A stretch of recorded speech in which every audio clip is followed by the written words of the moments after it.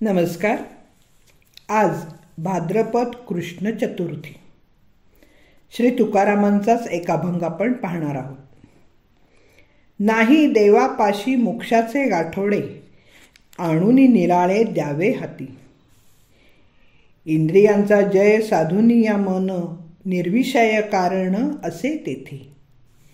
उपास पारणी अक्षरांची आटी, सत्कर्मा शेवटी असे फळ. आदरे संकल्प वारी अतिशय, सहज ते काय दुःख जाणे. स्वप्नींच्या घाये विवळसी वाया, रडे रडती या सवे मिथ्या. तुका म्हणे फळ आहे मुळापाशी, शरण देवासी जाय वेगी.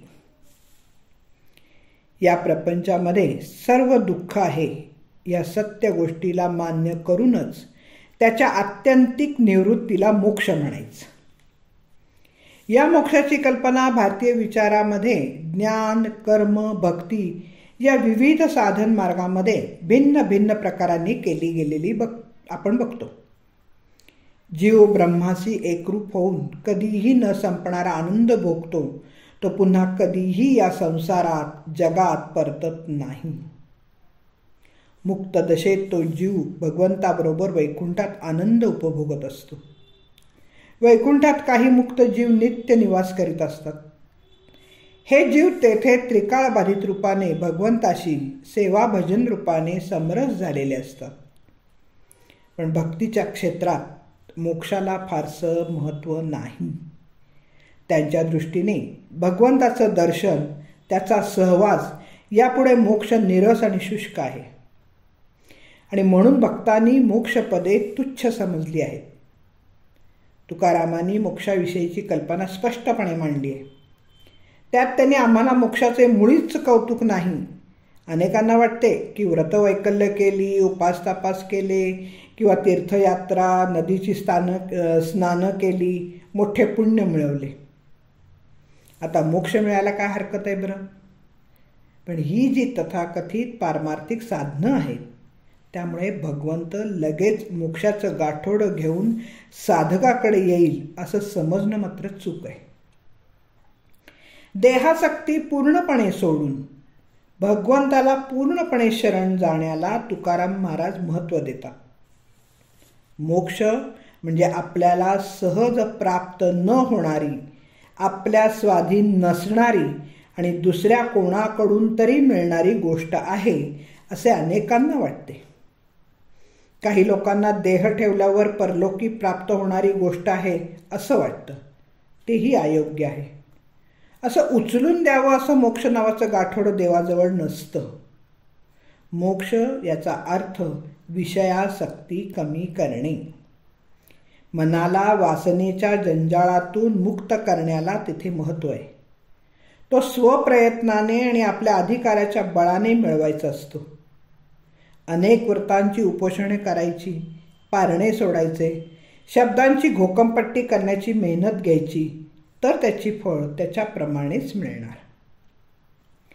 संसाराविषयीच्या सततच्या मोहाने प्रापंचिक कामे करण्याचे सोडायला हवं. दुःखाचा निरस त्यामुळे होईल. सर्वत्र असलेली त्यांची सत्ता मान्य करून आपल्या देहाचा, प्रपंचाचा मोह मात्र सोडायला हवा. अशा बंधनातून सुटणे, स्वतंत्र होणे म्हणजेच मोक्ष. तशी ती काही दाखवायची वस्तू नाही आहे. आत्मा स्वतंत्र आहे. स्वतंत्र होणे ही त्याची नैसर्गिक प्रवृत्ती आहे. ही स्वातंत्र्याची मूलभूत कल्पना समजून घ्यायला हवी. हे स्वातंत्र्य सर्व षड्रिपूतून सुटून देहबुद्धी घालवून मिळवलेले परमात्म्याशी मिळण्याचे आणि मिलनाचे स्वातंत्र्य महत्त्वाचे आहे. हे स्वातंत्र्यच नसेल तर जीवात्मा प्रकृतीच्या, मनाच्या, इंद्रियाच्या ताब्यात जाऊन गुलाम बनतो. स्वातंत्र्यापासून दूर जातो आणि ही गुलामी घालवणे, पारतंत्र्य परांमुख होणे महत्त्वाचे असून त्या स्वातंत्र्याला मोक्ष म्हणायचे. इंद्रियांच्या वर, आसक्तीवर विजय मिळवणं म्हणजे मोक्ष मिळवणं. पण दुर्दैव असं की मूळचा मुक्त जीव बद्ध होतो, विषयांचा गुलाम होतो. मुक्त होता परिबळे झाला बद्ध, घेऊन या छंद माझे मागे. त्यामुळे स्वप्नात झालेल्या आघाताचे दुःख होऊन जागृत अवस्थेतही त्या घावाने विव्हळावे तसा जीव रडतो. तुकाराम महाराज म्हणतात की अनन्य भावाने भगवंताला शरण गेलं की मोक्षासह सर्व फळं प्राप्त होतात. थोडक्यात भगवंताच्या भक्तीनेच फळ मिळेल आणि आपला देहाहंकार पूर्णपणे त्याच्या चरणावर अर्पण केला की जीव वेगळा राहतच नाही. तेव्हा मोक्ष देवापाशी नाही स्वतः जवळ आहे हे मात्र लक्षात ठेवावे.